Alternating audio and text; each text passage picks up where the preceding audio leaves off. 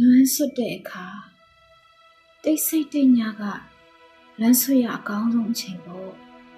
တယောက်တည်းအိတ်ခမ်းနေငြိမ်ငြိမ်သက်သက်ထိုင်ရင်တချင်းတစ်ပုတ်တူတူလေးဖွင့်ပြီးတစုံတစ်ယောက်ကိုလွမ်းမိတယ်မျက်စိစုံမိတ်ပြီးလွမ်းနေတချို့ကကို့အနားမှာမရှိပေမဲ့သူတို့ဟာကို့အသွေးအသားရဲ့တစိမ့်တရေသားဖြစ်လို့နေခဲ့ပြီကို့နှလုံးသားရဲ့သူရှိနေတယ်ကို့အိမ်မက်ထဲသူပုံနေတယ်ကြရင်မအပြင်ဘက်ငေးရတာကိုသင်ကြိုက်တယ်မီးရအောက်ကလမ်းကလေးထပ်မှာလက်ချင်းချိတ်ပြီးအိမ်ပြန်နေကြတဲ့ဇုံတွေရှိတယ်အချင်းချင်းဖေးမတဲ့တက်ကြီးရွယ်ဦးလင်းများရှိတယ်တကယ်လို့သူသာတင့်ဘေးမှာရှိရင်သူတို့ကိုတင်အားကြမိမှာမဟုတ်ပါဘူးသူမရှိရင်တော့ပျော်ရွှင်ကြည်နူးစရာကောင်းတဲ့ပုံရိပ်တစ်ခုတိုင်းကတင့်ကိုမတိမတာဝမ်းနည်းစေတတ်ခဲ့တယ်အိမ်မပျော်တဲ့အချိန်မှာသူရောကိုလိုပဲ new feed ကိုကြည့်နေမလားအခုအချိန်မှာတစုံတစ်ယောက်ဘာလုပ်နေမလဲလို့တင်သိစင်နေမလားတစုံတစ်ယောက်ရဲ့ messenger ကိုတွတ်နှိပ်ပြီးပြောချင်နေတဲ့စကားကိုချရေးပြီးတော့တင်ပြန်ဖြတ်ပစ်တာပဲလားတကယ်ချင်းကပြောတယ်ကိုဖက်နဲ့ကြိုပြေသွားတဲ့အချိန်ကကိုကိုတယောက်ယောက်သတိရတဲ့အချိန်နဲ့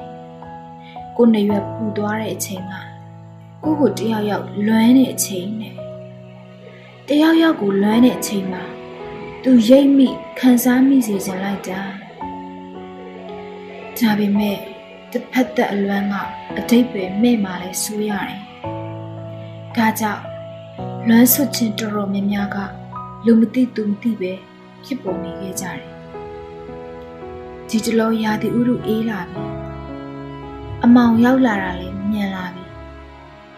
ဆောင်းရာသီမရောက်ခင်မှာလွမ်းဆွချင်းကတွေ့ဆုံခြင်းအသွင်ပြောင်းသွားနိုင်မလား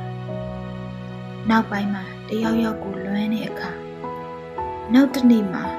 လူချင်းချက်ချင်းတွေ့နိုင်တာမျိုးဖြစ်ပါစေဆိုင်ငံမှုမရှိချွင်းချက်မရှိဘဲနဲ့ပေါ့နောက်ပိုင်းမှာညတိုင်းတင်ကိုအဖော်ပြုမှုသူကလွမ်းဆွချင်းမဟုတ်ပဲတင်ကတင်ချစ်တဲ့သူတင်ကိုချစ်တဲ့သူဖြစ်ပါစေ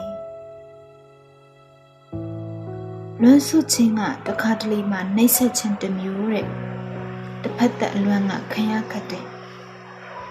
အသွားပြန်ရှိတဲ့လွမ်းဆွချင်းကသာရင်ကိုကြည်နူးဆွတ်ပြန့်စေမှာ